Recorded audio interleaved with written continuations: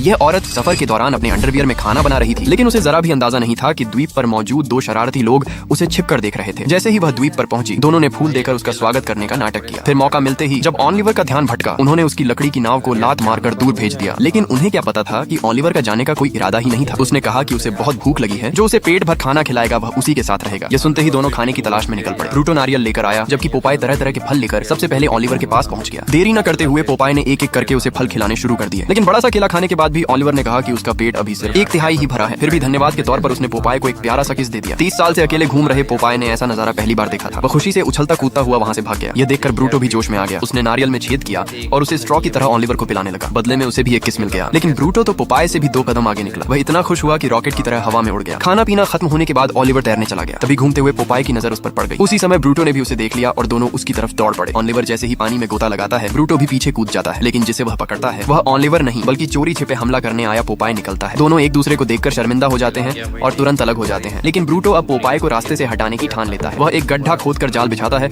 और फिर ऑलिवर की आवाज निकालकर पोपाय को बुलाता है। पोपाय बिना कुछ सोचे समझे वहां पहुंचता है और सीधे गड्ढे में गिर जाता है। ब्रूटो तुरंत लकड़ियों से गड्ढे का मुंह बंद कर देता है और ऊपर एक बड़ा पत्थर भी रख देता है। लेकिन जैसे ही वह चैन की सांस लेकर मुड़ता है, देखता है कि पोपाय न जाने कब बाहर निकल चुका है और ऑलिवर के साथ झूला झूल रहा है। गुस्से में ब्रूटो भी झूले पर कब्जा करने पहुंच जाता है। ऑलिवर दोनों को शांत कराने की कोशिश करता है, लेकिन ब्रूटो पोपाय को धमकाने लगता है। पोपाय भी पीछे हटने वालों में से नहीं था। देखते ही देखते दोनों के बीच जबरदस्त लड़ाई शुरू हो जाती है। मारपीट के दौरान ऑलिवर हवा में उछलकर दूर जा गिरता है, लेकिन दोनों इतने लड़ने में व्यस्त थे कि उन्हें उसकी बिल्कुल भी परवाह नहीं रहती। मुक्कों से शुरू हुई लड़ाई डंडों और केले तक पहुंच जाती है। तभी अचानक कोई गाते गुनगुनाते हुए आता है और ऑलिवर को अपने साथ ले जाता है। यह देखकर दोनों गुस्से से चीखने ही वाले थे, लेकिन तभी लेखक ने मजाकिया अंदाज में उनकी आवाज ही बंद कर दी।